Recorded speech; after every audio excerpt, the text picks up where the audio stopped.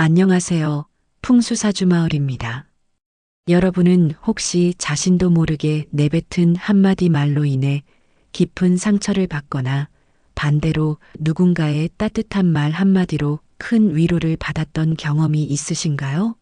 그리고 나이가 들면서 배우자와의 대화가 예전처럼 자연스럽지 않다고 느끼거나 후배나 자녀에게 조언을 할 때 말이 제대로 전달되지 않는다고 걱정한 적은 없으셨나요?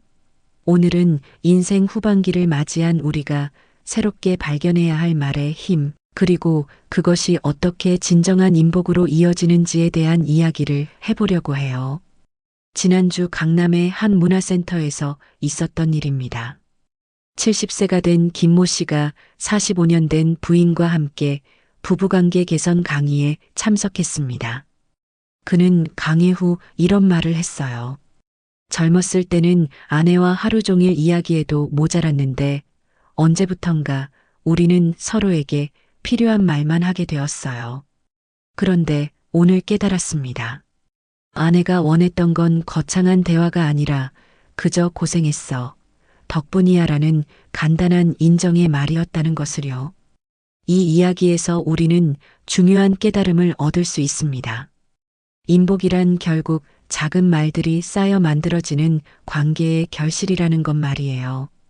한국가족복지학에 발표된 고재욱 교수의 연구에 따르면 노년기 부부관계 개선 프로그램에 참여한 10상의 부부들이 가장 크게 변화한 부분은 바로 서로에 대한 표현 방식이었습니다. 특히 당신 덕분에 고마워요.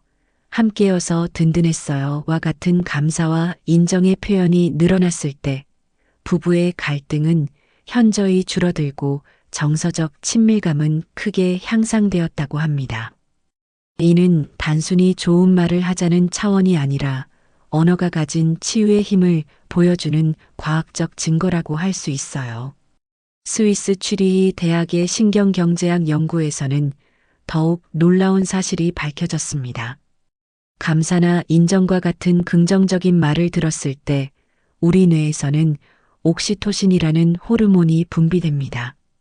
이 옥시토신은 흔히 신뢰 호르몬 또는 사랑의 호르몬이라고 불리는데 상대방에 대한 신뢰감과 유대감을 강화시켜줍니다. 연구진이 128명의 남성을 대상으로 실험한 결과 긍정적인 언어적 자극을 받은 그룹에서는 45%가 상대방을 신뢰하고 협력했지만 그렇지 않은 그룹에서는 단 20%만이 같은 반응을 보였습니다. 이러한 연구 결과는 우리 선조들이 오래전부터 알고 있던 지혜와 맞닿아 있습니다. 조선시대 실학자 정약용은 말을 덜고 뜻을 더하라고 했고 공자는 말은 그 사람의 뿌리이며 말을 보면 그 사람의 마음을 알 수 있다고 했습니다. 이들이 말하고자 했던 것은 단순히 말수를 줄이라는 것이 아니라 진심이 담긴 의미 있는 말의 중요성이었죠. 특히 인생의 후반기에 접어든 우리에게는 이러한 지혜가 더욱 절실하게 다가옵니다. 중년 이후의 부부관계에서 가장 큰 변화 중 하나는 대화 패턴의 변화입니다. 젊었을 때는 미래에 대한 계획, 아이들 이야기, 꿈과 희망에 대한 이야기로 가득했던 대화가 점차 일상적이고 실용적인 내용으로 바뀌어 갑니다. 병원 가야 해. 약 먹었어? 오늘 뭐 먹을까? 같은 생존과 관련된 대화가 대부분을 차지하게 되죠. 하지만 이럴 때일수록 우리는 말 속에 감정과 배려를 담아야 합니다. 약 먹었어? 가 아니라 몸 괜찮아? 약 챙겨 먹었어? 라고 말하는 것, 그 작은 차이가 관계를 완전히 다르게 만들어 갑니다. 한국가족자원경영정책학회의 연구에 따르면 은퇴 전후 중년기 부부들을 대상으로 한 관계 강화 프로그램에서 가장 효과적이었던 것은 바로 일치적인 의사소통 훈련이었습니다. 이는 자신의 감정을 솔직하고 따뜻하게 표현하면서도 상대방을 존중하는 대화법을 말합니다. 예를 들어 당신은 항상 그래라고 비난하는 대신 나는 이럴 때 서운해라고 자신의 감정을 표현하는 것이죠. 이런 작은 변화만으로도 부부간의 친밀감은 현저히 개선되었다고 합니다. 흥미로운 것은 이러한 말의 변화가 단순히 부부관계에만 국한되지 않는다는 점입니다. 우리가 배우자에게 사용하는 말의 패턴은 자연스럽게 자녀, 친구, 심지어 처음 만나는 사람들과의 관계에도 영향을 미칩니다. 긍정적이고 배려 깊은 말을 습관화한 사람들은 어디서든 환영받고 자연스럽게 좋은 인연들이 주변에 모여들게 됩니다. 이것이 바로 인복의 실체입니다. 특히 우리 세대에게는 멘토 역할에 대한 새로운 인식이 필요합니다. 직장에서 은퇴했다고 해서 우리의 경험과 지혜가 쓸모없어지는 것은 아닙니다.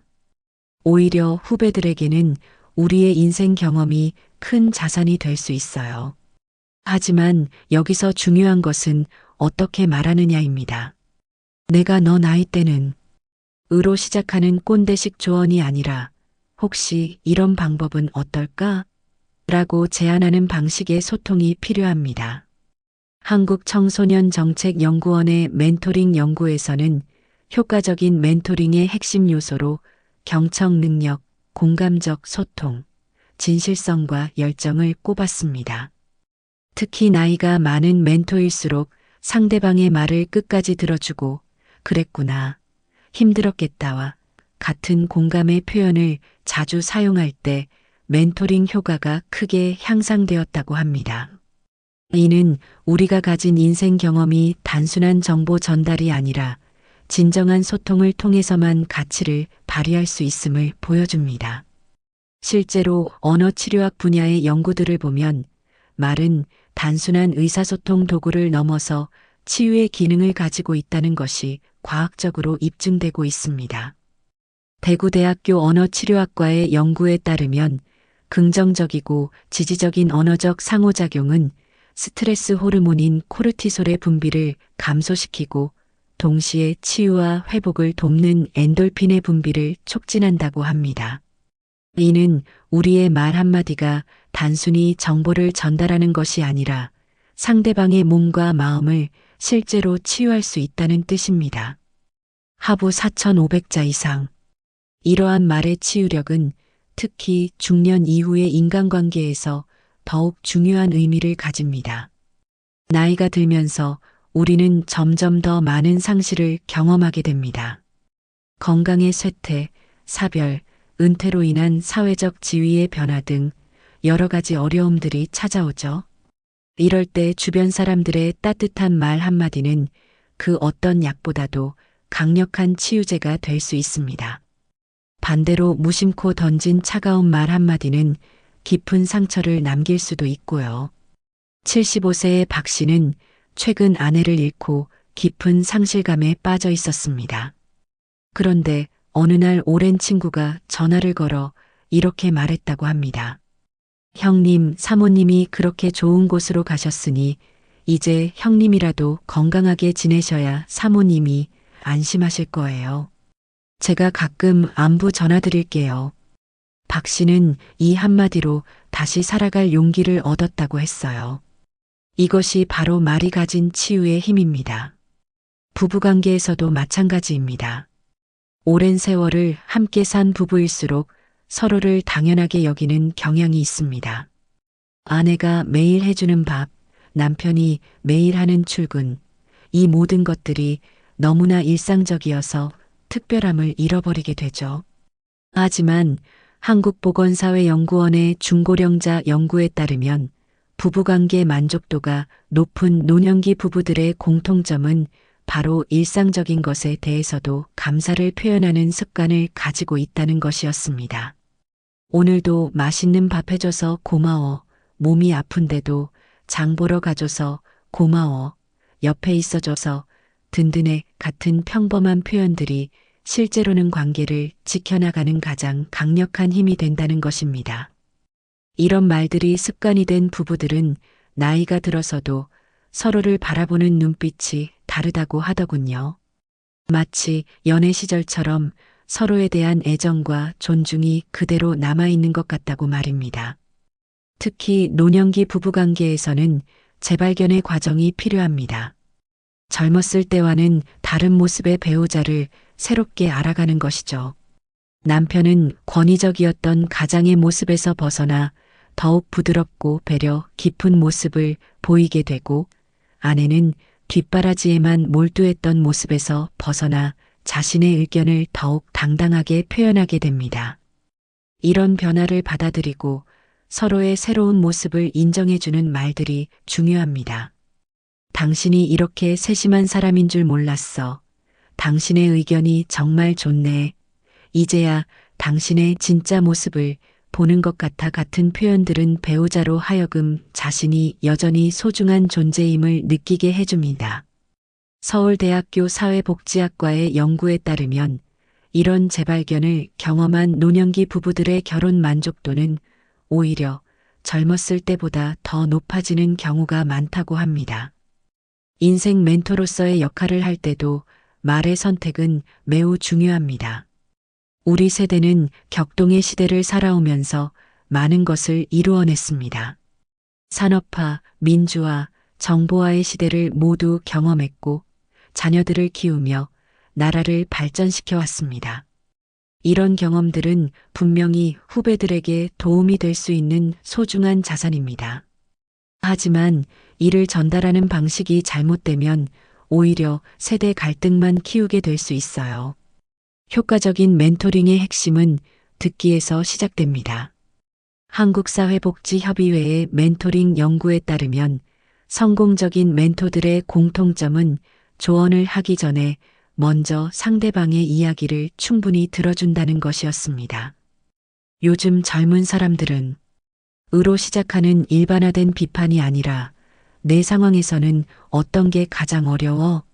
같은 구체적인 질문으로 대화를 시작하는 것이죠. 그리고 조언을 할 때도 이렇게 해야 한다는 식의 명령형보다는 내 경험으로는 이런 방법도 있더라는 식의 제안형 표현이 훨씬 효과적입니다. 젊은 세대는 자신의 자율성을 존중받고 싶어 하기 때문에 강압적인 조언보다는 선택의 여지를 남겨주는 조언을 더 잘 받아들입니다. 실제로 성공적인 멘토링 사례들을 보면 멘토가 자신의 실패 경험도 솔직하게 공유할 때 멘티들의 반응이 훨씬 좋다고 합니다. 나도 너와 같은 나이에 이런 실수를 했었어. 그때 이렇게 해서 극복했는데 혹시 참고가 될까? 같은 방식으로 접근하면 상대방이 훨씬 더 편안하게 받아들일 수 있어요. 또한 세대 간 소통에서는 언어 사용에도 신경을 써야 합니다. 젊은 세대는 우리가 쓰는 표현들 중 일부를 구식으로 느낄 수 있고 반대로 우리도 그들이 쓰는 신조어나 표현들을 이해하기 어려울 때가 있습니다. 이럴 때는 서로의 언어를 이해하려고 노력하는 것이 중요합니다. 이 표현이 무슨 뜻이야? 라고 자연스럽게 물어보거나 우리 때는 이렇게 표현했는데 지금은 어떻게 말해? 라고 대화를 이어가는 것이죠. 말의 품격은 단순히 고운 말을 쓰는 것이 아닙니다. 상대방의 입장을 이해하고 그들의 감정을 배려하며 진정성을 담아 소통하는 것입니다. 스탠퍼드 대학의 언어심리학 연구에 따르면 말하는 사람의 진정성은 단어 선택보다도 목소리 톤, 표정, 몸짓 등 비언어적 요소를 통해 더 강하게 전달된다고 합니다. 즉, 무엇을 말하느냐만큼이나 어떻게 말하느냐가 중요하다는 뜻입니다. 인복을 부르는 말습관은 하루아침에 만들어지지 않습니다. 매일매일의 작은 실천이 쌓여서 우리의 인격이 되고 그것이 자연스럽게 말에 배어나오게 되는 것이죠. 아침에 일어나서 배우자에게 잘 잤어?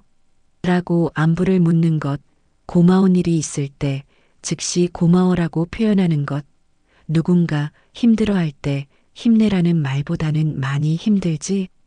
내가 도울 일 있으면 말해라고 구체적인 도움을 제안하는 것, 이런 작은 습관들이 모여 우리를 인복 많은 사람으로 만들어 갑니다. 옥시토신 연구가 보여주듯이 긍정적인 말은 단순히 상대방을 기분 좋게 만드는 것을 넘어서 실제로 신뢰관계를 구축하고 유대감을 강화시킵니다. 이는 우리 조상들이 말 한마디로 천냥 빚을 갚는다고 했던 지혜와 정확히 일치하는 과학적 증거입니다. 우리의 말 한마디가 정말로 관계를 살리고 복을 부를 수 있다는 것이죠. 마지막으로 우리는 자신에게 하는 말에도 주의를 기울여야 합니다.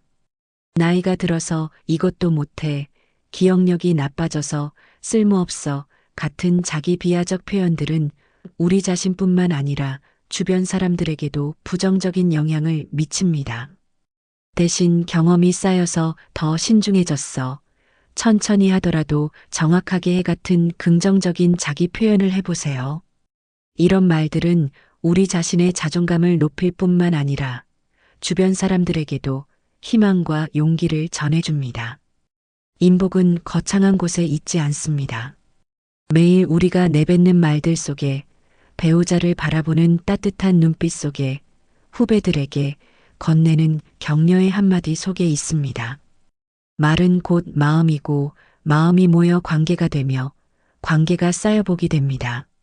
여러분의 말 한마디가 어떤 씨앗을 뿌리고 있는지, 그 씨앗들이 어떤 열매를 맺고 있는지 한번 돌아보는 시간을 가져보시기 바랍니다. 그리고 오늘부터라도 더 따뜻하고 배려 깊은 말들을 선택해 보세요. 진정한 인복은 나이와 함께 깊어지는 마음의 여유에서 나오는 것이 아닐까요?